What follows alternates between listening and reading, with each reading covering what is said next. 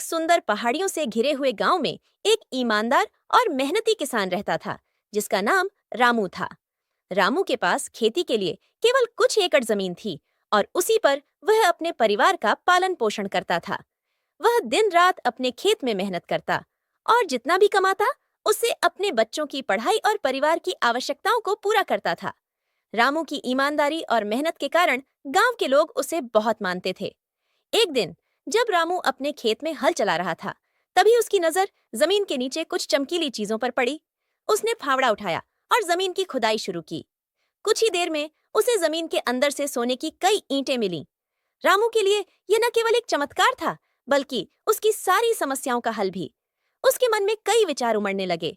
वह सोचने लगा कि इस सोने को बेचकर वह एक शानदार घर बना सकता है, अपने बच्चों को बड़े शहर में शिक्षा दिला सकता है और एक आरामदायक जीवन जी सकता है। लेकिन रामू की सोच उससे कहीं अधिक महान थी। उसने गहराई से सोचा कि यह खजाना केवल उसका नहीं है। आखिरकार यह जमीन उसी गांव की थी जिसने उसे और उसके परिवार को जीवन दिया था। वह जानता था कि अगर उसने यह खजाना केवल अपने लिए रखा तो यह सही नहीं होगा। इसलिए उसने एक बड़ा फैसला किया। रामू ने गांव के सभी लोगों को बुलाया और अपनी खोज के बारे में बताया। उसने कहा, मुझे अपने खेत में सोने की ईंटें मिली हैं, लेकिन यह सोना मेरा अकेले का नहीं है। मैं चाहता हूं कि हम सभी इस खजाने को आपस में बांटें और इसका इस्तेमाल पूरे गांव के विकास के लिए करें। गांव वाले रामू की इस बात को सुनकर अवाक रह गए। उन्होंने कभी सोचा भी नहीं था कि कोई व्यक्ति इतनी बड़ी संपत्ति को साझा करने के बारे में सोचेगा। लेकिन रामू का निर्णय अटल था। उन्होंने उन ईंटों को बेचने का फैसला किया और जो भी धन मिला उसे पूरे गांव में बराबरी से बांट दिया। सोने की ईंटें पाकर गांव वालों के जीवन में खुशहाली आ गई।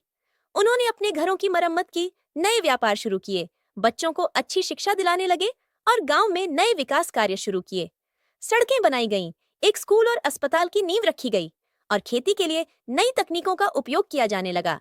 गांव में सभी लोग रामू की उदारता की प्रशंसा करने लगे। उसकी ईमानदारी और दूसरों के प्रति प्रेम ने गांव में एक नई ऊर्जा भर दी थी। अब गांव में न केवल आर्थिक समृद्धि थी, बल्कि आपसी प्रेम और सहयोग का भी वातावरण था। गांव का हर व्यक्ति रामू के इस निर्णय से प्रेरित हुआ और अपने अपने तरीके से समाज में योगदान देने की कोशिश करने लगा। रामू ने अपनी इस उदारता से यह साबित कर दिया कि असली सुख केवल व्यक्तिगत धन में नहीं, बल्कि साझा करने में है। उसकी कहानी ने पूरे गांव में एकता और भाईचारे की भावना को मजबूत किया। उसकी इस उदारता ने गांव के हर व्यक्ति के दिल में उसकी जगह बना ली थी। नैतिक शिक्षा। रामू की कहानी हमें यह सिखाती है कि जब हम अपनी संपत्ति और संसाधनों को दूसरों के साथ साझा करते हैं, तो हम न केवल आर्थिक संपन्नता लाते हैं, बल्कि समाज में प्यार, सम्मान और सहयोग की भावना को भी बढ़ावा देते हैं। असली समृद्धि तब होती है जब हम दूसरों की भलाई के लिए भी सोचते हैं और मिलजुल कर आगे बढ़ते हैं।